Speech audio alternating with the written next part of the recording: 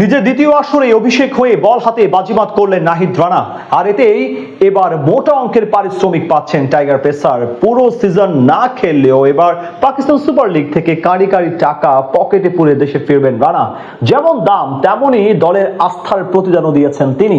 সব মিলিয়ে এবারে পিএসএল থেকে মোট কত টাকা আয় করলেন নাহিদ রানা, সেটা নিয়ে বিস্তারিত এই রিপোর্টে।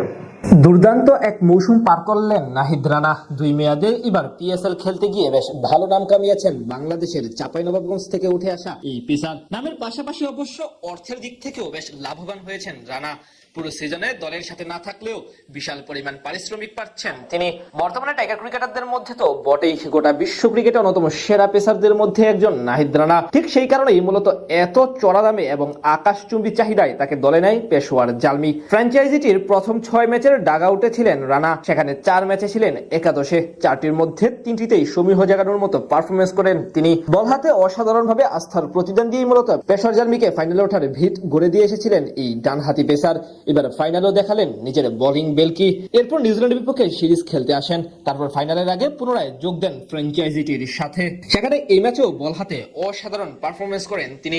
রানার এটি ছিল দ্বিতীয় সিজন। এর আগের বার একই দলের হয়ে খেলার জন্য গেলেও মাঠে নামার সুযোগ পাননি। সেখান থেকে এবার আসরে তার অভিষেক হয়, আর এটি বাজিমাত করে দেখান চাঁপাইনবাবগঞ্জ এক্সপ্রেস। দুর্দান্ত বোলিং করে আস্থার প্রতিদান দেন। আগের সিজনের স্কোয়াড থেকে তাকে ছেড়ে দিলেও এবার নিলামে পুনরায় রানাকে কিনে নেয় পেশোয়ার জালমি, যেখানে তাকে নিতে খরচ হয় ভিত্তিমূল্য অনুযায়ী 60 লাখ পাকিস্তানি রুপি, বাংলাদেশি মুদ্রায় যা প্রায় 26,41,000 টাকা। রানাকে মূলত নেওয়া হয়েছিল পুরো সিজনের জন্য, কিন্তু সেখান থেকে তিনি প্রথম 6 ম্যাচে স্কোয়াডের সাথে ছিলেন, যেখানে ম্যাচ খেলেছিলেন 4টিতে এবং পরবর্তীতে 1 ম্যাচ অর্থাৎ এই ফাইনালের আগে পুনরায় যোগ দেন। তাই স্বাভাবিকভাবে পুরো অর্থ পাবেন না রানা। টুর্নামেন্টে পেশোয়ার জালমি মোট ম্যাচ খেলেছে 12টি, অর্থাৎ এই সবগুলো ম্যাচে যদি তিনি দলের সাথে থাকতে পারতেন তাহলেই পূর্ণ অর্থ পেতেন। যেহেতু সেখান থেকে 7টি ম্যাচে স্কোয়াডে ছিলেন, তাই এখন এই 7 ম্যাচেরই অর্থ পাবেন। সেক্ষেত্রে রানা পাবেন ম্যাচ প্রতি 5 লাখ পাকিস্তানি রুপি, মানে 2,20,000 বাংলাদেশি টাকা করে। এই হিসেবে 7 ম্যাচে তার পকেটে ঢুকবে 35 লাখ পাকিস্তানি রুপি বা প্রায় 15.5 লক্ষ টাকা।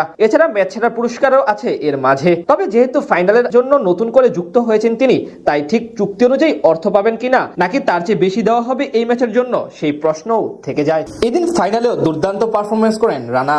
4 ওভারের কোঠা পূরণ করে মাত্র 22 রান খরচ করে 2 উইকেট শিকার করেন তিনি। সব মিলিয়ে আসলে 5 ম্যাচ খেলে 9 উইকেট শিকার করেন মাত্র 5.44 ইকোনমি রেট এবং পাক্কা 12 গড়ে। সেখান থেকে বলা চলে পয়সা উসুল পারফরমেন্স করেছেন তিনি। নামের পাশাপাশি অবশ্য অর্থের দিক থেকেও বেশ লাভবান হয়েছেন রানা। পুরো সিজনে দলের সাথে না থাকলেও বিশাল পরিমাণ পারিশ্রমিক পাচ্ছেন তিনি।